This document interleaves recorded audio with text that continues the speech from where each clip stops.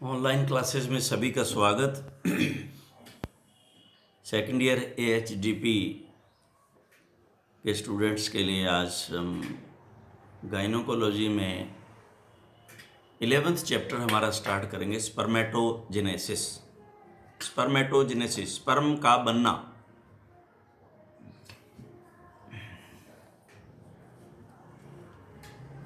Spermatozoa का निर्माण, spermatogenesis. शुक्राणुओं spermatozoa के निर्माण को स्पर्मेटोजेनेसिस कहते हैं। यह नर के टेस्टिज की शुक्र जनन नलिकाओं सेमिनिफेरस हमने डिटेल जो इनके बारे में पढ़ ली है। और इनका जो जर्मिनल एपिथेलियम है, जर्मिनल एपिथेलियम सेमिनिफेरस ट्यूब्यूल्स में होता है। यह नलिकाएं आंतरिक परत जनन उपकला जर्मिनल एपिथेलियम द्वारा आश्रित कवर्ड होती हैं और यहीं पर स्पर्मेटोजोआ का स्पर्मेटोजेनेसिस प्रोसेस होता है। इस शुक्र जनन नलिका की परिधि पर दो प्रकार की कोशिकाएं पाई जाती हैं, वो हमने पढ़ा है। पहली है स्पर्मेटोगोनिया पर शुक्र कोशिकाएं और सर्टोली कोशिकाएं पोषण देने वाली। शुक्र जनन के दो चरण हैं बनने के इसके, यानी कि स्पर्मेटोजेनेसिस के। एक तो है फॉर्मेशन ऑफ द स्पर्मेटिड्स और फिर है स्पर्मेटोजेनेसिस। स्पर्मेटिड से फिर स्पर्म्स का बनना। फॉर्मेशन ऑफ स्पर्मेटिड्स, पहले स्पर्मेटिड्स कैसे बने। मल्टीप्लिकेशन फेज, बढ़ना, ज़्यादा होना, मल्टीप्लाई करना। जब पशु में लैंगिक परिपक्वता यानी कि सेक्सुअल मैच्योरिटी आ जाती है तो सेमिनिफेरस ट्यूब्यूल्स की जर्मिनल एपिथेलियम द्वारा स्पर्मेटोजेनिक सेल का तेजी से निर्माण होता है। स्पर्मेटोजेनिक सेल का तेजी से निर्माण होता है। यही सेल स्पर्मेटोगोनिया कहलाती है।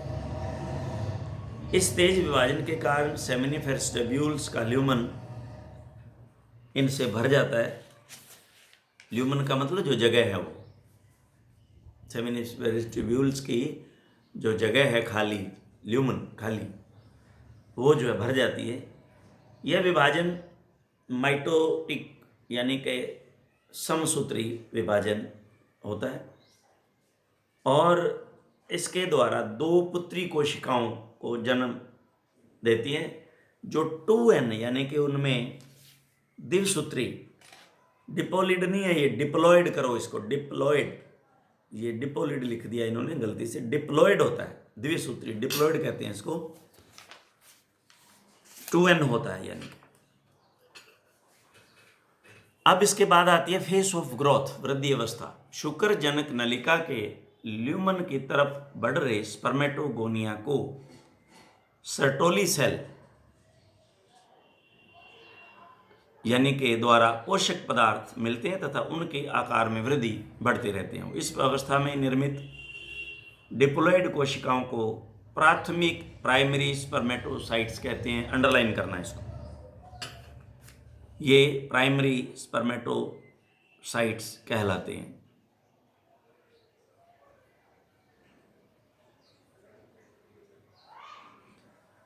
अब इसमें face of maturation, face of growth. अब इसमें मैच्योरेशन की अवस्था कैसी आती है, ये दो तरह का इसमें विभाजन है।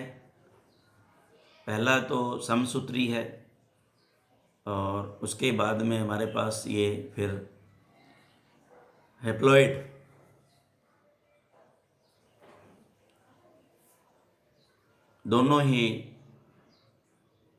दोनों में ही N रह जाता है। अभी हम इसको पढ़ते हैं, देखते हैं। इस अवस्था में समसूत्री विभाजन द्वारा बनी विकसित द्विगुणिक प्राइमरी सेकेंडरी साइट्स को दो अर्धसूत्री विभाजन यानी कि अब मियोसिस होगी,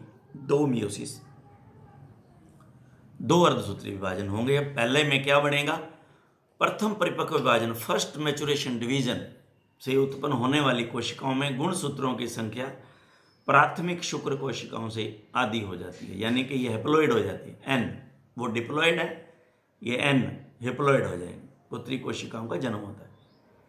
इस प्रथम विभाजन को न्यूनकारी यानी कि रिडक्शन डिवीजन भी कहते हैं तथा उत्पन्न अगुणित कोशिकाओं को द्वितीयक शुक्रगोणिक यानी कि सेकेंडरी स्पर्मेटोसाइट्स, वो थे प्राइमरी स्पर्मेटोसाइट्स जिसमें हमारे पास डिप्लॉइड था वो 2n। अब ये क्या होगा n, ये अब 2 में डिवाइड होगी तो n हेप्लॉइड हो गई हैं। द्वितीयक शुक्र कोशिकाएं एक बार फिर जो है, अभी मैंने आपको बताया था कि ये 2 बार विभाजन होगा और हेप्लॉइड होगा, यानी कि मियोसिस होगी। ये आपने सेल डिवीजन,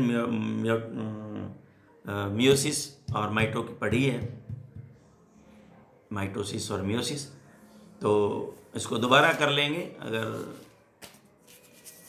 आपने तो खूब सारी पढ़ लिया, जेनेटिक्स में आपने पढ़ लिया और ये फिजियोलॉजी में भी सेल डिवीजन आता है, उसमें भी आपने पढ़ लिया, और तो ये आपकी नियर अबाउट अब ये सारी चीज़ें आपकी नॉलेज में हैं। इस विभाजन के फल जन्म लेने वाली कोशिकाओं को शुक्राणु पूर्व यानी कि स्पर्मेटिड्स कहते हैं। अब ये सेकेंडरी स्पर्मेटोसाइट्स ना कह, क्योंकि वो प्राइमरी एंड सेकेंडरी, अब ये स्पर्मेटिड्स हो गया। अब जो है ये स्पर्मेटिड्स कहलाएगा, कहते हैं। यह दूसरा विभाजन सम अर्धसूत्री विभाजन कहलाता है। इस विभाजन से बनने वाली कोशिकाओं के गुणसूत्रों की संख्या में परिवर्तन नहीं आता। सम अर्धसूत्री यानी कि अर्धसूत्री के बराबर, अर्धसूत्री में क्या हुआ था, एन रहा था, तो अब उसके बराबर ही यानी कि सम अर्धसूत्री विभाजन, यानी कि वही का वही सेम जो पहले अर्धसूत्री हुआ, तो उसमें क्या हुआ था, एन एन, तो इसमें भी एन एन होगा, अर्थात हेप्लॉइड ही रहती हैं। अतः इस प्रकार एक द्विगुणिक प्राथमिक कोशिका 2n प्राइमरी स्पर्मेटोसाइट्स के विभाजन से, अभी आप देखिए प्राइमरी स्पर्मेटोसाइट्स का जो विभाजन हुआ 2n प्राइमरी स्पर्मेटोसाइट विभाजन से 4 अर्धसूत्री n हैप्लॉइड शुक्राणु पूर्व यानी कि स्पर्मेटिड्स बन गए 4। इस स्पर्मेटिड्स में अगुणित केंद्र तारक और केंद्र यानी कि न्यूक्लियस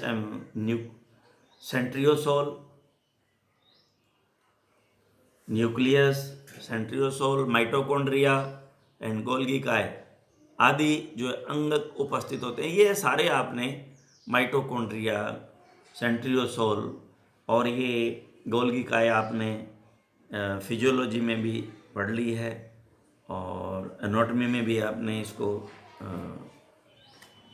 पढ़ लिया है। सेल जब आपने पढ़ी तो एनाटॉमी में भी है सेल, फिजियोलॉजी में भी है सेल, तो सेल के अंदर ये पूरे के पूरे सेल के अंदर क्या क्या होता है ये आपने पढ़ रखा है। यह स्पर्मेटिड गतिशील नहीं होते हैं, इनमें नर युग्मक यानी कि मेल गैमीट्स की क्षमता नहीं होती, ये अंडाणुओं में प्रवेश नहीं कर सकते, योग्य नहीं है ये भी। तो स्पर्मेटिड फर्टाइल गैमीट्स यानी कि स्पर्मेटोजोआ के रूप में रूपांतरण को ही शुक्राणु जनन स्पर्मियोजेनेसिस कहते हैं। स्पर्मियोजेनेसिस इसको कहते हैं। जब ये पूरा स्पर्म बन जाता है तो ही उसको देखिए प्राइमरी कहाँ से चला, इसके जर्मिनल एपिथेलियम से शुरू हुआ और जर्मिनल एपिथेलियम सेमिनिफेरस ट्यूब्यूल्स के स्पर्मेटोजेनिक सेल का निर्माण हुआ, स्पर्मेटोगोनिया, और फिर इसके बाद में प्राइमरी स्पर्मेटोसाइट्स, और फिर ये जो है हमारे पास फर्स्ट मैचुरेशन में सेकेंडरी स्पर्मेटोसाइट्स, और फिर ये 2 अगेन जो है मियोसिस के द्वारा सम अर्धसूत्री विभाजन के द्वारा फिर ये 2 n में परिवर्तित, तो ये 4 हमारे पास। अब ये जो स्पर्मेटिड्स हैं वो फर्टाइल कैसे बनेंगे और ये स्पर्मियोजेनेसिस की प्रोसेस कैसे पूरी होती है, इसको हम पढ़ते हैं, इसमें क्या चेंजेज आते हैं ये हम अभी इसको देखेंगे।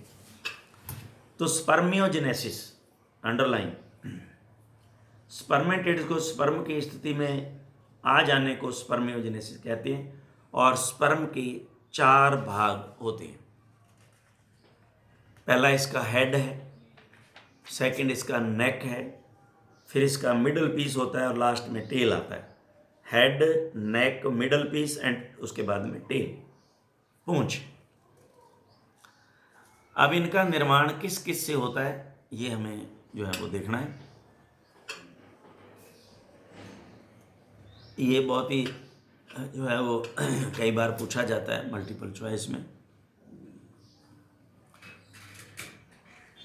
तो पहला है फॉर्मेशन ऑफ हेड, ये कैसे बनेगा। स्पर्मेटिड के केंद्रक में जल की कमी होने से न्यूक्लियस में केंद्र के आकार में परिवर्तन होने लगता है। इसका केंद्रक चपटा हो जाता है जिसमें डीएनए होता है। इस केंद्र के ऊपर हेलमेट की भांति की आकृति बनने लगती है जिसे एक्रोसोम कहते हैं। ये हमने पीछे पढ़ लिया है कि यही एक्रोसोम हाइल्यूरिनिडेज नामक एंजाइम जो है, हाइल्यूरिनिडेज नामक एंजाइम को जो प्रोड्यूस करता है जब ये एग की ओवम की बाहरी परत को, जो साइटोप्लाज्मिक मेम्ब्रेन, उसको जब टच करता है, क्यूमुलस ओस्फोरस जो है वो सेल्स शायद को जब ये मेल्ट करता है तभी ये अंदर जा पाता है, उसमें ओवम में प्रवेश करता है। तो ये हमने पीछे जो है कंप्लीट पढ़ लिया है इसके बारे में, क्योंकि ये सेल कौन सी थी, कोरोना सेल, शायद कोरोना या कोरोना सेल नाम कुछ ऐसा, और वो 4 सेल जो हमने देखी थी। तो ये हमने डिटेल पढ़ ली हुई है कि भाई ये एक्रोसोम वहाँ होता है जिससे ये एंजाइम स्क्रीट होता है, हाइल्यूरिनिडेज। तो ये एंजाइम जो है उसको, उसकी परत को लिक्विफाई करता है, तब ये अंदर उसमें प्रवेश कर पाता है। एक्रोसोम कहते हैं। यह एक्रोसोम गोल्गी एपरेटस से बनता है, अंडरलाइन कर लेना इसको। तथा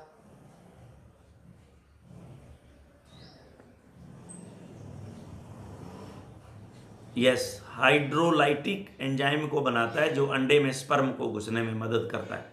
अभी मैंने आपको बताया हाइल्यूरिनिडेज नामक जो एंजाइम है। अब ये हाइड्रोलाइटिक कह रहा है, पता नहीं है, हाइल्यूरिनिडेज ही होता है ये एंजाइम, तो इसको सही कर लें।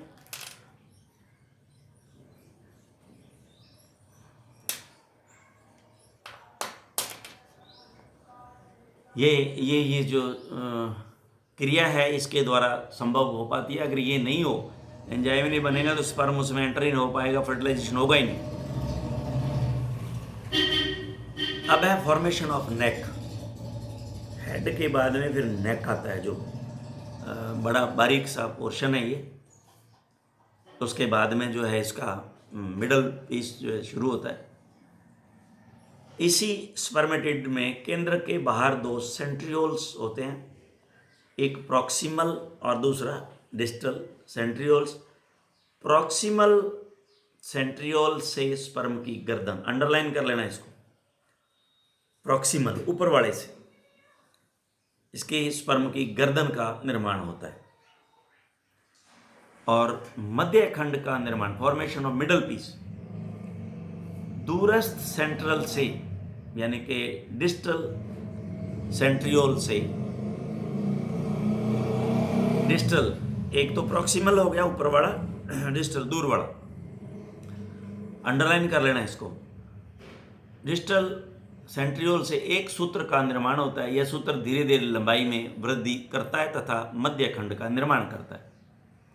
इसी सूत्र के चारों तरफ माइटोकॉन्ड्रिया एकत्रित होकर एक स्पाइरल घुमावदार आच्छादक का निर्माण करते हैं, जो बाद में यही माइटोकॉन्ड्रिया स्पर्म को ऊर्जा प्रदान करती है।